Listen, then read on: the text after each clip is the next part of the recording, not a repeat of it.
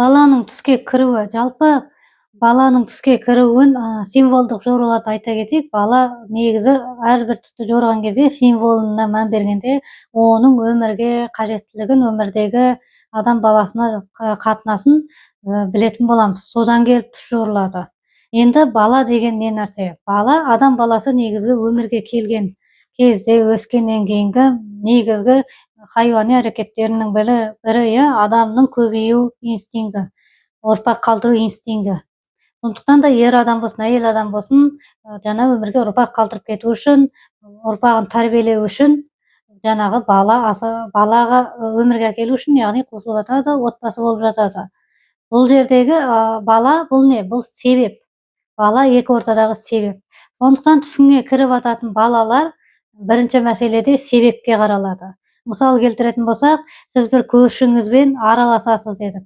Түсіңізде көршіңізге бардыңыз, ол үйде әрдайым сіз барған сайын өте күшті жаңағы 1,5 жасар бала сізді жүгіріп қарсы алып келеді, сіз жақсы көреді. Бұл нәрсенің жорылуы сіздің көршіге барған кезде көңіл күйіңіздің көтерілетіні, көрші белгілі бір себеппен сізге қажет ететіндігін білдіреді. Бұл баланың бірінші жорылуы. Және де баланы тағы бір түске жоритын кездері болады. Бұл біздің қазақтың дәстүрлі түс жорында да айтылып жатады. Жаңағы бұны ауыртпалық деп айтады. Ауыртпалық деген нәрсе бұл жерде мән беріңіз. Біз тағы да символдың неге ауыртпалық болып кіріп жатқанына қарайтын боламыз. Ауыртпалық деген бұл жерде шықты қайдан? Өмірде мысалы сіз балаңызды көтеріп жүресіз. Аяғы шыққанша көтеріп жүресіз. Яғни жүріп кеткенше жүріп көтеріп жүресіз. Ал енді жастан асқан нәресте, сәби өз аяғымен жүре алады. Бірақ кейбір сәбилер 2 жас болсын, одан үлкен кішісі болсын, кейде ұзақ жолға шыдамай анасына мені көтер деп қиқарлық салады. Сол кезде мысалы анасы оны көтеріп алады, көтеріп бүйтіп ұстап келгенде екі білек талатын болады. Өте ауыртпалық, дұрыс қой, өте шаршайсыз. Бірақ балаңыз болғандықтан оны шыдап көтеріп белгілі бір мекенге дейін апарасыз. Міне осыдан келіп адамның екі білек талып жүреді. Міне түсіңдегі бір сәбилер кейбір сәтте ауыртпалықты білдіреді. Түсіңде жаңағы көтеріп жүру, оны қиналып қарау, қиналып бағу. Бұл сәбидің түске кіруі, демек сізде бір белгілі бір ауыртпалық бар деген сөз. Яғни ол ауыртпалық деген не? Ол қиналу, ол бір белгілі бір ауру болуы да мүмкін, осы нәрсе баланың түске кірулерінен. Және де бала түске кіреді, бұл кішкентай шақалақтар. Негізі баланың түске кіру бөлінеді. Жаңағы шақалақтар, сәби кезі және де ересектеу кішкене оқушы, ойын баласы деп атамыз, осындай болып бөлінетін болады. Енді біз шақалақты айтайық. Шақалақ бұл түске кіретіні, шақалақты көруші адамды біз өте қатты сұраққа алатын боламыз. Неге? Өйткені ол адамның мамандығы не? Жалпы мына өмірді қабылдау деңгейі қай деңгейде білуіміз керек. Неге? Себебі шақалақтың түске кіруі бұл шабытты білдіреді. Шабыт, яғни жаңағы бір нәрсеге ой алу, ой салу деген сияқты. Яғни мысалы көп адам қазір блогер, мысалы TikTokта блогер, әртүрлі бұл мысалы сіз сауда жасайсыз, қызмет ұсынасыз, тағам сатасыз. Қандай болса да сізге идея керек, видео түсіруге, монтаж жасауға идея керек, тақырып керек деген сияқты. Бұл шабыт деп аталады. Яғни сіздің түсіңіздегі мына сәби, шақалақ сәби, жасқа толмаған нәрестенің шырылдап тұрып жылап жатуы, ол сіздің сол ішіңіздегі армандарыңыздың тұншығып жатқаны. Мысалы көп аналар мысалы онлайн жұмыс жасайды, оның үстіне баласы болады. Күнделікті тұрмыс тіршіліктен шыға алмай, өзінің армандары, шығармашылық жоспарлары ішіне толып қалған кезінде адамның түсіне, шығармашыл адамның түсіне сәби кіреді. Сәби шырылдап тұрып жылайтын болады. Міне осындай шырылдап жылап атқан сәби балалар бұл шығармашыл адам үшін армандарын, шабытын білдіретін болады. Ал енді сіз ондай адам болмасаңызшы, жаңағы мен шығармашылыққа жоқпын, мен күнделікті өмір тіршілік, менің жұмысым бар деген сияқты. Ондай адамның түске сәби кіруі, ол адам біреуге ренжіп жүргенін білдіреді, іштегі сәбиді білдіреді. Одан кейін жаңа қыз балалардың сәби көруі, бұны әрдайым айтамыз, тағы да қайталап өтемін. Қыз баласы, бойдақ, тұрмысқа шықпаған қыз бала үшін бірақ жору бар сәби, ол оның тұрмысқа шығатынын білдіреді. Ол оның хайуани инстинкті, сұранысы денесінде жоғары болғанын білдіреді. Яғни бұл тұрмысқа шығу керектігін. Бұндай түстерді біз бойдақ қыздар үшін мейлінше жақын арада тұрмысқа шығады деп жоримыз. Неге? Себебі денсаулығы жақсы, жанагы сулуу, сүйкүмдүү болсун, табыстуу болсун, кез келген кыз баласынын бул дүйнөдө турмушка чыгатыны бул акыйкат. Ал энди сиздин түсүңүздө онсуз да болот нерсени көргүзүп атуу бул сиздин турмушка чыгууңузга өтө жакын калды, бир жарты жылдай убакыт калды дегенди билдиретін болады. Міне сәби дегендерimiz осы. Одан кейін сәбиді біз жасқа қарап анықтаймыз.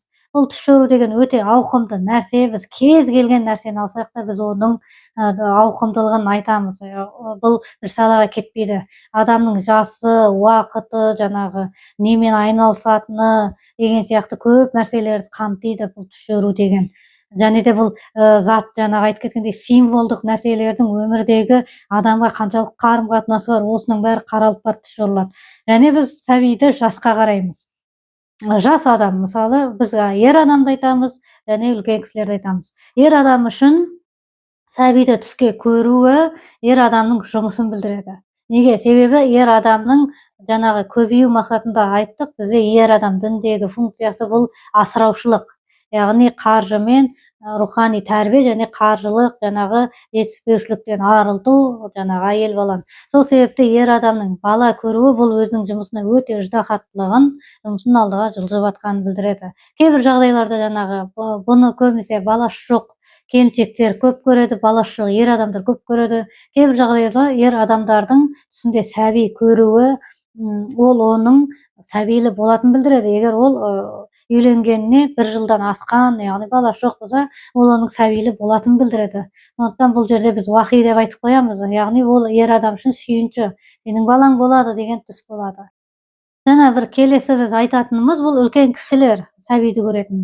Үлкен кісі деген кім бұл жерде? Үлкен кісі жаңағы немере қарайтын апа емес, оның кісіне балаларын да қарайтын апа емес. Яғни балаларының ең кенжесі бір 10 сынып оқу мүмкін, ал үлкені бір 20-дан асқан болуы мүмкін, әлі немере сүймеген. Осындай апалар түс көретін болса сәби жайлы, ол сүйікті ісімен айналысатын білдіреді. Неге? Біз жаңа айттық, символдарда біз өмірде қажеттілікті қараймыз. Сонда ана сәбиді қайтып әкелетін болсақ, ол апамыз кішкентай кезінде, яғни балалары кішкентай кезінде ол апамыз ол балаларды қараған, өсірген, баптаған, ғұмырын осыған арнаған, уақыты солармен өткен. Енді ол жасы өтті, балалар ерекше қамқорлықты қажет етпейді, оның түсінде көруі демек тағы да жақсы өмір өткізетін болады, тағы да іс-әрекеттер жасап уақытын, өмірін жақсы өткізетін болады деп апаларымыз үшін осылай жақсылыққа жорылады. Ал енді бұл жерде ерекше айта кеттік, немере сүймеген әзір деп, немере сүйген әжелер үшін бұл ол кісілерді шаршап қалған білдіреді. Егер сіз мысалы қараңыз, сіз балаңызды асырадыңыз, осы уақытқа дейін жеткіздіңіз, одан кейін ол өмірге немереңіз әкеп берді, оны асырап бағып қарап жүрсіз, бұл әлбетте адамды шаршатады. Оны әлбетте барлығындікін емес, енді шаршамайтын апалар да болған шығар, әртүрлі ғой. Сондықтан әркімнің мына жерде бір ерекше айтып өтетін нәрсе емес, әркімнің түсі өзінің жеке ішкі жан дүниесіне мына дүниені тану жаңағы деңгейіне қарай жорылатын болады. Сондықтан да түс жоруда сұрақ жауаптың маңыздысы сол. Мысалы, көп ойланбайтын адам маған түс жорытты. Мен аған сәбиді көрді, жұмысыңыз алға басады дедім. Өте көп мейірімді ана, балаларды өте жақсы көретін ана маған түс жорытты. Анадан қарағанда айырмашылығы бар. Мен оған ананікін келіп әкеп жори салсам, оған келмей қалады. Сондықтан түс жорылған кезде сұрақ жауаптың маңыздылығы бар. Түстеріңізді жортып тұрыңыздар, және де жақсы түс көріңіздер.